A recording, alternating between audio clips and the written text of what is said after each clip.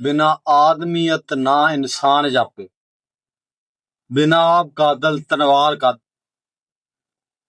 ਗੱਲ ਇਹ ਆ ਵੀ ਇਨਸਾਨ ਜਿੱਡਾ ਵੀ ਪੜ੍ਹਿਆ ਲਿਖਿਆ ਹੋਵੇ, ਜਿੱਡਾ ਵੀ ਅਹੁਦੇਦਾਰ ਹੋਵੇ, ਅਗਰ ਉਹਦੇ ਵਿੱਚ ਤਮੀਜ਼ ਤਹਿਜ਼ੀਬ ਕੋਈ ਨਹੀਂ ਨਾ ਤਾਂ ਉਹ ਜਾਹਲ ਹੀ।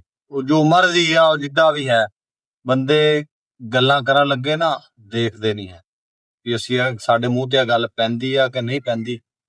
ਚੰਗੇ ਚੰਗੇ ਭਲੇ ਸੁਲਝੇ ਹੋਏ ਬੰਦੇ ਵਾਹ ਹਯਾਤੀ ਕਰਦੇ ਆ, ਲੇਕਿਨ ਇਸ ਤਰ੍ਹਾਂ ਕਰਨਾ ਨਹੀਂ ਚਾਹੀਦਾ। ਇਹ ਸੋਸ਼ਲ ਮੀਡੀਆ ਦੇ ਉੱਤੇ ਵੀ ਬਹੁਤ ਵਾਰੀ ਦੇਖਿਆ, ਬੰਦੇ ਬੜੇ ਬੜੇ ਸੁਲਝੇ ਹੋਏ ਹੁੰਦੇ ਆ, ਲੇਕਿਨ ਉਹਨਾਂ ਦੀਆਂ ਹਰਕਤਾਂ ਜੋ ਅਨਪੜ੍ਹ ਜਾਹਲ ਬੰਦਿਆਂ ਤੋਂ ਵੀ ਭੈੜੀਆਂ ਹੁੰਦੀਆਂ। ਇਹ ਗੱਲਾਂ ਨਹੀਂ ਕਰਨੀਆਂ ਚਾਹੀਦੀਆਂ ਕਦੇ ਵੀ। ਰੋਜ਼ੀ ਰੋਟੀ ਅੱਲਾ ਦੇ ਹੱਥ ਆ, ਇੱਜ਼ਤ ਜ਼ਿੱਲਤ ਸਭ ਕੁਛ ਉਹਦੇ ਹੱਥ ਹੁੰਦੀ ਆ, ਲੇਕਿਨ ਬੰਦੇ ਆਪਣੀ ਜ਼ੁਬਾਨ ਚੋਂ ਗੱਲ ਕਰਕੇ ਆਪਣੇ ਸ਼ਨਾਖਤ ਕਰਵਾਉਂਦੇ ਆ ਵੀ ਅਸੀਂ ਕੀ ਹਾਂ। ਆਪਣੇ ਮਾਂ ਬਾਪ ਦੀ ਸ਼ਨਾਖਤ ਕਰਵਾਉਂਦੇ ਆ ਵੀ ਇਹ ਚੰਗੇ ਮਾਂ ਬਾਪ ਦੇ ਬੱਚੇ ਆ ਜਾਂ ਕਿਸੇ ਗੰਦੇ ਮਾਂ ਬਾਪ ਦੇ ਚਸ਼ਮੋ ਚਿਰਾਗ। ਹਮੇਸ਼ਾ ਗੱਲ ਕਰਦੇ ਹੋਇਆ ਤੁਸੀਂ ਸੋਸ਼ਲ ਮੀਡੀਆ ਦੇ ਉੱਤੇ ਗੱਲ ਕਰੋ ਜਾਂ ਆਮ ਪਬਲਿਕ ਦੇ ਵਿੱਚ ਗੱਲ ਕਰੋ, ਤਮੀਜ਼ ਤਹਿਜ਼ੀਬ ਦੇ ਦਾਇਰੇ ਤੋਂ ਬਾਹਰ ਨਹੀਂ ਗੱਲ ਕਰਨੀ ਚਾਹੀਦੀ।